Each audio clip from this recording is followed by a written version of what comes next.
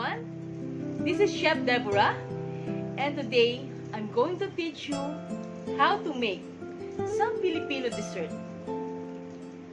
You know, all Filipino dessert is so delicious, it's very good, but other nationality didn't know it. And now I want them to know how to make this kind of dessert so that they can try. The ingredients that I am using for this dessert is very easy to find anywhere here in UAE, of course. So you can buy it in supermarket, anywhere. This dessert is easy to make. Ingredients is very cheap. You don't need to buy any expensive ingredients with this kind of dessert. Some people call this dessert as Palarusdos. Some people call it bilo-bilo. And some other people call it glutinous rice dessert. This is popular also not only in the Philippines but also in Vietnam.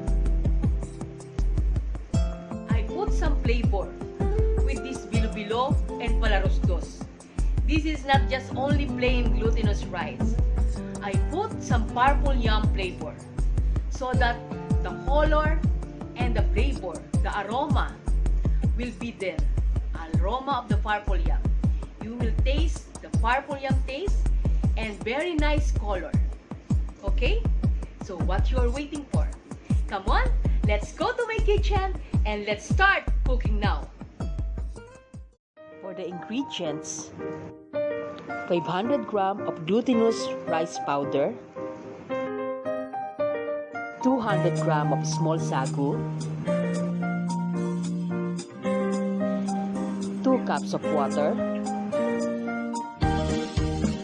300 grams of coconut powder, 3 teaspoons of purple yam flavorings, 600 grams of white sugar, 400 grams of sweet potato, 200 grams of jackfruits, 300 grams of saba banana. For the procedure, slowly add the water to the glutinous rice and add the purple yam flavorings. Just continue mixing until incorporated. And then, you need to form like a dough.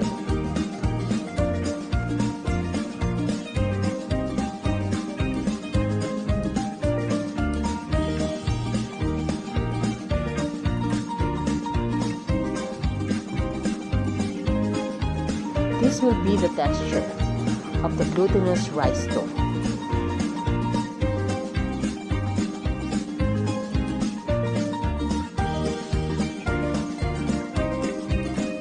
I just add more flavorings.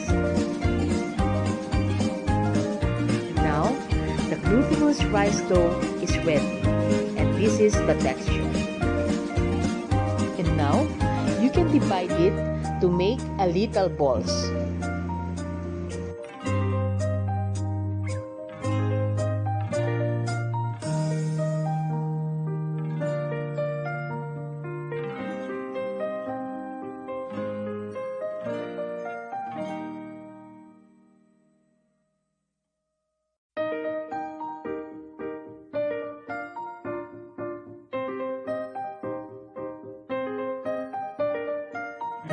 And now, it's all ready. This is what looks like. Now, we can start cooking. And now, you can add 14 cups of water into the pot.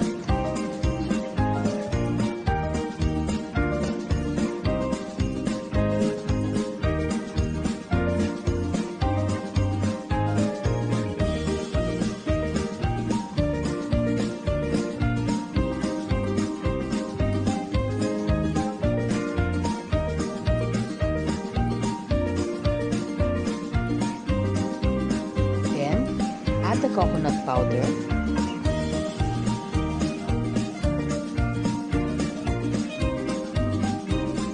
add the white sugar, the mixture becoming hot and about to boil, you have to add the sago.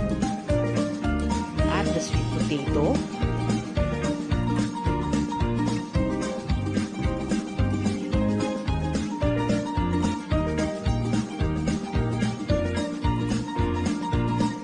Add saba banana.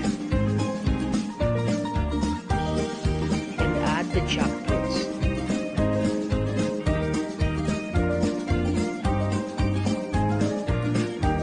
Get 3 balls of glutinous rice dough and melt it into the water.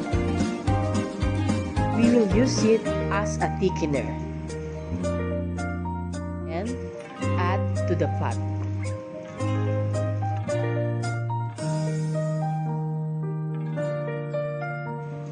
Just continue mixing and wait until it was boiled.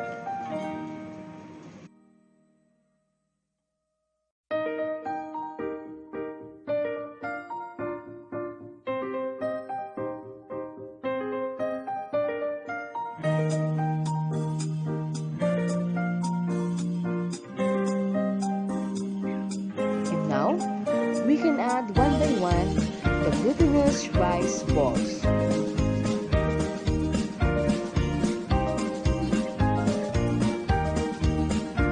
We'll know if it is already cooked or the glutinous rice ball is coming up. And the color will change into deep purple.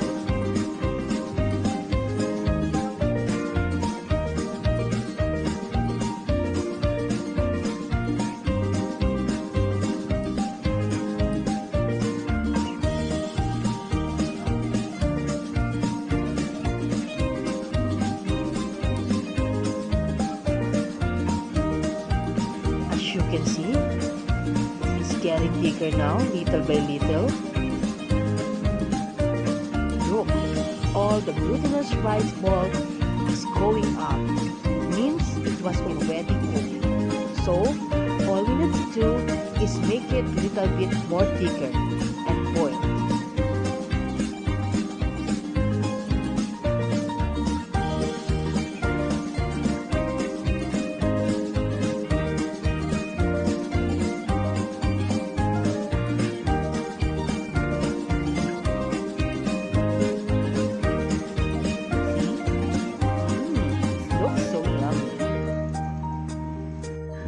Sorry because my pot is so full.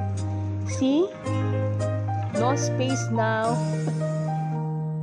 Now, the Palarusdos and bilo-bilo is ready. See? Now it's coming thicker. Look at the sagu. See, the jackfruit was there. I want to eat it, really. It's so yummy.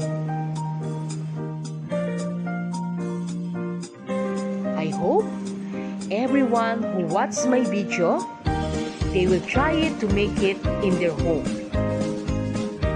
This is not only for a Filipino, but also I want that every nationality, they will try to make it in their home. And they will try to eat our Filipino dessert.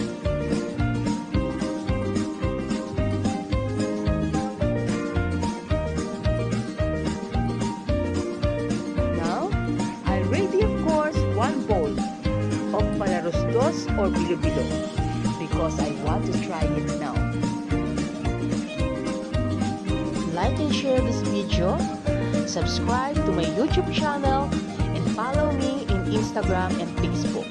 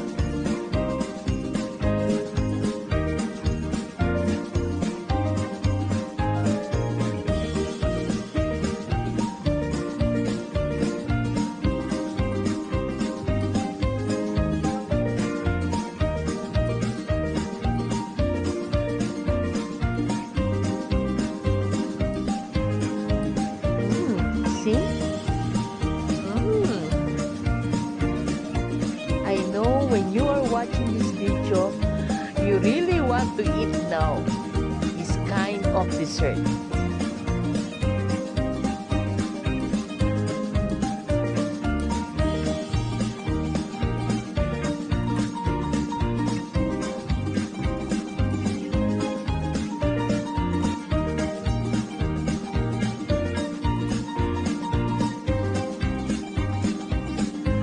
I hope that all over the world, they will appreciate our Filipino dessert. And I'm really proud to be a Filipino chef.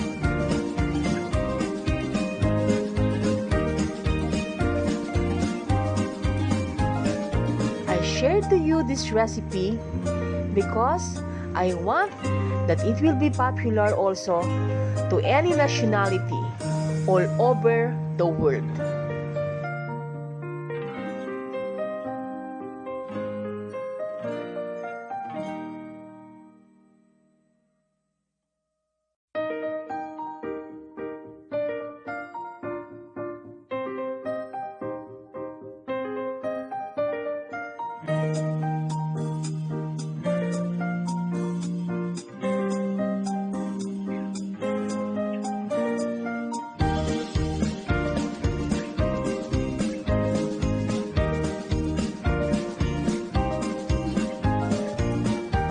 Thank you for watching. I hope you enjoy cooking with me with this Filipino dessert.